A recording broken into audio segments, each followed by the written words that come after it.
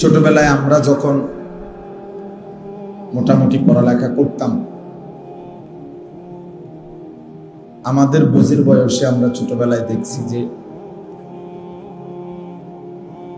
Doctor, একজন ডাক্তারই MBBS doctor সব রোগের চিকিৎসা করত। যে কোনো রোগীকেই ওনারা ওষুধ দিত আগে। কিন্তু আজকে 30 বছরের ব্যবধানে আইসা, 20-25 বছরের ব্যবধানে আইসা এখন পরিস্থিতি হলো এমন, মানব দেহের প্রত্যেক অঙ্গের আলাদা আলাদা স্পেশালিস্ট ডাক্তার, আলাদা আলাদা ডিপার্টমেন্ট। নাক কান গলা আলাদা, চক্ষু আলাদা, ব্রেনের আলাদা, অনেক ডিপার্টমেন্ট, অভাব নাই। আলাদা আলাদা বিষয় ডাক্তার। আগে এমন ছিল না, আগে একই ডাক্তার সব ওষুধ দিত। কিন্তু পরিবেশ পরিস্থিতি, প্রয়োজনীয়তার বিবেচনায় ভিন্ন ভিন্ন আলাদা আলাদা ডিপার্টমেন্ট করা হয়েছে। তাইলে একটা সময় আমরা মাদ্রাসায় পড়তাম, দেখা গেছে ছোটবেলাতেও দেখছি, নুরানিতে পড়তাম, তো এক ওস্তাদ সকাল থেকে নিয়ে রাত 10টা পর্যন্ত এই 10 জন 20 জন 30 জন বাচ্চাকে সব বিষয় উনি একাই পড়াইতেন। সময়ের প্রয়োজনে এখন বিষয় ভিত্তিক আলাদা আলাদা শিক্ষক ভিন্ন ভিন্ন রাখা আছে। তাইলে পরিবেশ পরিস্থিতি প্রয়োজন বিবেচনায় একই বিষয়কে অনেক সময় ভাগ করা হয়,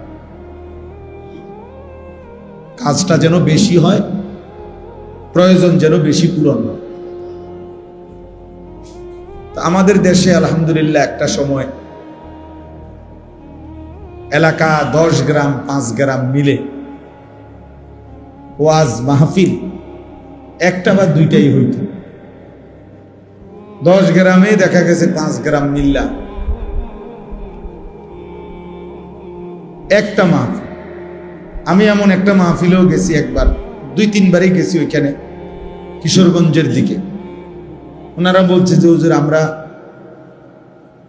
আশেপাশের মোট 10 উপজেলা মিলে এই একটা মাহফিলের আয়োজন, 10 গ্রাম না, 10টা উপজেলার লোক একসাথে হইয়া বিশাল মাহফিল। তাহলে এক সময় এমনটা ছিল। সময়ের প্রয়োজনে এখন এলাকা ভিত্তিক, মহল্লা ভিত্তিক বিভিন্ন প্রয়োজনে আলহামদুলিল্লাহ এখন অনেক মাহফিল আগের চাইতে 10 গুণ বেড়ে গেছে। প্রতিটা মসজিদওয়ালা মনে করে ওনাদের মসজিদের জন্য একটা বাৎসরিক মাহফিল করা দরকার, মাদ্রাসাওয়ালা মনে করে মাদ্রাসার জন্য একটা বাৎসরিক মাহফিল দরকার, কবরস্থানওয়ালারা মনে করে কবরবাসীদের রুহের মাগফিরাতের জন্য একটা মাহফিল করা দরকার। এরকম অনেকভাবে প্রবাসীরা মনে করে যে আমরা প্রবাসীদের উদ্যোগে একটা মাহফিল হওয়া দরকার। এরকম বিভিন্ন ভাবে আলহামদুলিল্লাহ অনেক মাহফিল এখন বেড়ে গেছে। এই মাহফিলগুলোর পরেও আবার উলামায়ে কেরাম প্রত্যেক শুক্রবার দিন জুমার নামাজে বয়ান করতেছে। বছরে 52 সপ্তাহ, এক বছরে 4-12 48, প্রতি মাসে 4 সপ্তাহ 4টা জুমা। আর 4 মাস আছে এমন যেখানে জুমা হয় 5টা। যেমন এই যে আগস্ট মাস আসতেছে, আগস্ট মাসে 5টা জুমা। তো 52টা জুমায় মনে করেন একই মহল্লার মসজিদে একই মানুষগুলোর সামনে এক বছরে 52 বার খতিব সাহেব বয়ান করেন। এরপরেও আল্লাহর কথা শোনাবার, বলবার যে পরিমাণ প্রয়োজন তা আসলেই পূরণ হয় নাই। আল্লাহর কথা আরো বেশি বলা দরকার, আল্লাহর দিকে আরো বেশি ডাকা দরকার। আপনারা বুঝবেন, একটি মহল্লার মধ্যে, একটি দেশের মধ্যে, আমাদের শুধু বাংলাদেশেই মনে করেন টেলিভিশন চ্যানেল অনেক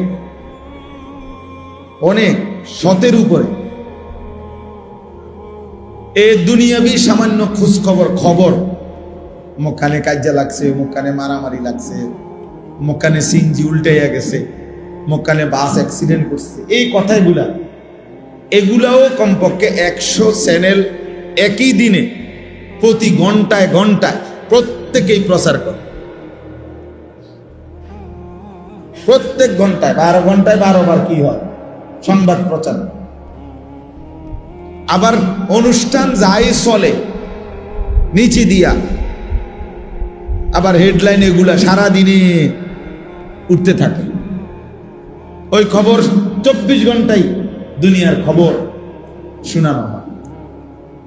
ঘন্টায় ঘন্টায় তো একবার বলেই আবার লেখা এগুলা উঠতে থাকে, শিরোনামগুলা। এই সব ভাবে দুনিয়া বলা হয় বিভিন্ন ভাবে, কিন্তু বাস্তবিক অর্থে ওই পরিমাণ, যে পরিমাণ দুনিয়াবি কথা আমাদের সামনে পেশ হচ্ছে, আখিরাতের কথা ওই পরিমাণ পেশ করা হয় না, এখনো বলা হয় না। আরো বেশি বলা দরকার আখিরাত। যে সফর যেটুকুর, ওই সফরের প্রস্তুতি অতটুকু। দুনিয়ার সময় অল্পই, আখিরাতের সময় অনেক লম্বা, অনেক লম্বা। কোরআনুল কারীমের মধ্যে আছে, আল্লাহ তাআলা বলেন, ফি ইয়াউমিন কানা মিকদারুহু 50,000 সানা। হাসরের ময়দানের একদিন আল্লাহ তাআলা বলেন 50,000 বছর। সরাসরি কোরআন শরীফের আয়াত, 50,000 সানা, 50,000 বছর একদিন। এখন হাসরের ময়দান মোট কতদিন চলবে সেটা আল্লাহই জানে। যদি 10 দিন চলে বিচার কাজটা, রাসূলুল্লাহ সাল্লাল্লাহু আলাইহি ওয়াসাল্লাম বলেন, ফুল সিরাত যেটা পার হইতে হবে সকলকে, 30,000 বছরের রাস্তা। মুহাদ্দিসিনে কেরাম বলেন, সর্বশেষ যেই ব্যক্তি কবরে যাবে, ইসরাফিল ফু দিলে হতে পারে তাকেও কবরে থাকতে হবে 40,000 বছর।